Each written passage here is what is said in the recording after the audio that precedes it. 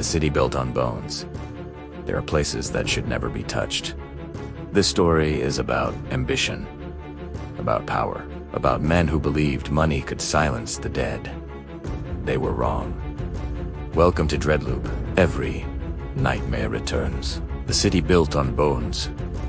For over 3,000 years, the land known as Valmora Hill had been sacred, long before the city existed. Long before roads carved through mountains, before governance, before corporations, before law, it had been a resting place.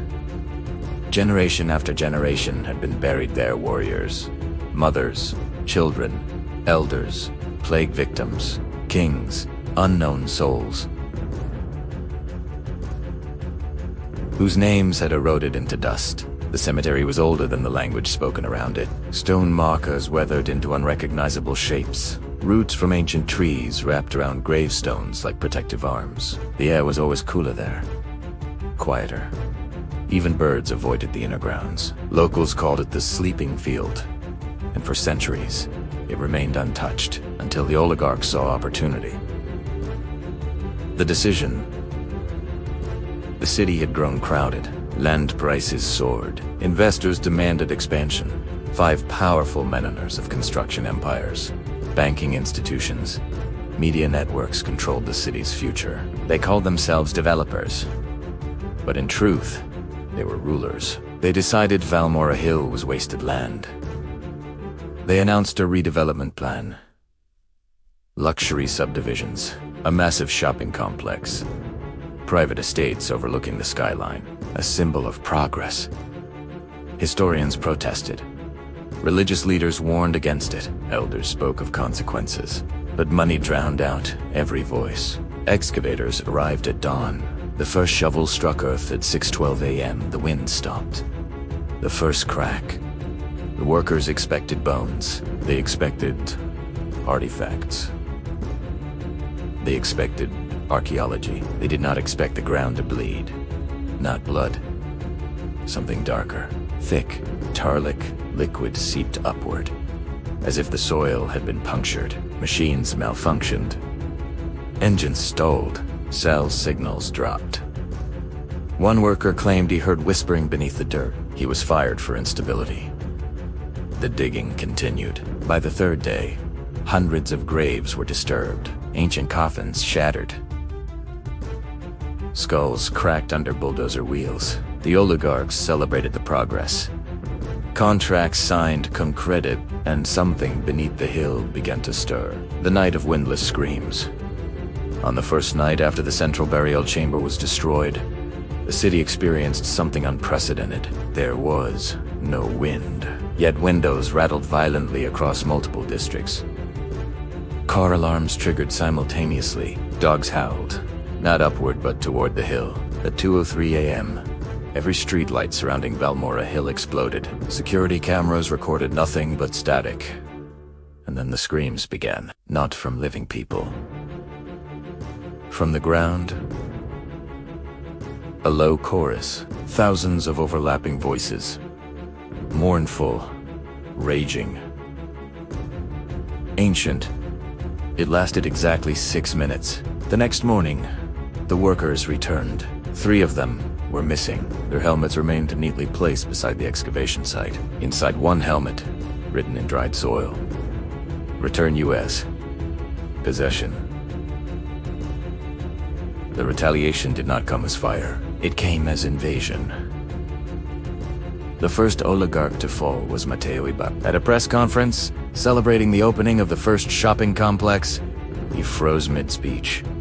His eyes rolled back. When they refocused, they were darker, colder. He smiled slowly. Then he began speaking in a language no linguist could identify. His voice layered over itself, multiple tones emerging at once. We were not asked. He collapsed. Doctors found no medical explanation, but he was not the same afterward. He stopped sleeping, stopped blinking, started standing in his garden at night, barefoot, staring toward Valmora Hill. Whispers followed him everywhere. Soon, others began changing. Construction executives, architects, investors, They began speaking in unfamiliar voices, writing messages in dust, destroying their own offices. Without memory of doing so, the spirits were not merely haunting. They were entering the lanterns. Plants in the subdivision died within weeks. Lawns blackened. Water from household taps turned cloudy and cold. Children reported seeing transparent people standing in closets. Mirrors showed figures behind residents. Footsteps echoed through empty rooms. Security footage revealed shadowed shapes walking through walls. But the worst transformation happened at night. The city's skyline, once brilliant with light, began dimming district by district. Entire blocks lost power, then flickered back on with unnatural green hues. People described the air as heavy, difficult to breathe, as if invisible bodies pressed too close. The Black Procession. 1 month after construction began, something unprecedented occurred. At midnight, thousands of residents stepped outside simultaneously. Not willingly, not consciously. They walked in silence toward Valmora Hill. Eyes unfocused, faces expressionless. Security footage showed them moving in perfect synchronization. Like sleepwalkers, like puppets. They gathered at the excavation pit, and they began digging with their hands. Police attempted intervention. Officers found themselves unable to approach. Their legs froze. Their radios emitted distorted chanting. The possessed crowd dug until their hands bled. From the pit rose something darker than shadow, a column of swirling black mist. It formed into shapes, faces emerging and dissolving within it. The spirits had unified, and they were no longer content with whispers. The land of the Black Spirit. The city changed permanently after that night. Buildings near the hill began decaying unnaturally. Paint peeled overnight. Steel beams corroded in days. Glass cracked without impact. The luxury mall never opened. Inside, mannequins rearranged themselves. Security guards reported hearing footsteps running above ceilings. When they investigated, they found nothing except cold air and the smell of damp earth. The oligarch estates fared worse. One mansion was found entirely empty. No furniture, no belongings, no signs of struggle, just thick layers of black soil covering the floors. Another estate collapsed inward, as if crushed by invisible weight. The city's media tried to suppress the events. They called it hysteria, urban legend, environmental contamination, but the truth was undeniable. Valmora Hill had not been destroyed. It had awakened. No forgiveness. The spirits did not negotiate. They did not retreat. They spread. Possessions increased. People began turning against neighbors without understanding why. Businesses failed. Banks collapsed. Investments evaporated. The 5 oligarchs suffered most. One by one, they were found wandering the streets at night, digging at concrete with bare hands, trying to unearth graves beneath asphalt. One disappeared entirely. Another was discovered buried up to his neck in his own backyard, alive, whispering apologies to unseen listeners. The city descended into paranoia. No one trusted anyone. Every shadow felt occupied. Every silence felt watched. Descent into nightmare. Within 6 months, Valmora City was unrecognizable. Street lights glowed dim and sickly. Fog rolled in permanently, regardless of weather forecasts. People moved cautiously, avoiding eye contact, because sometimes when you look too long into someone's eyes, you saw someone else looking back.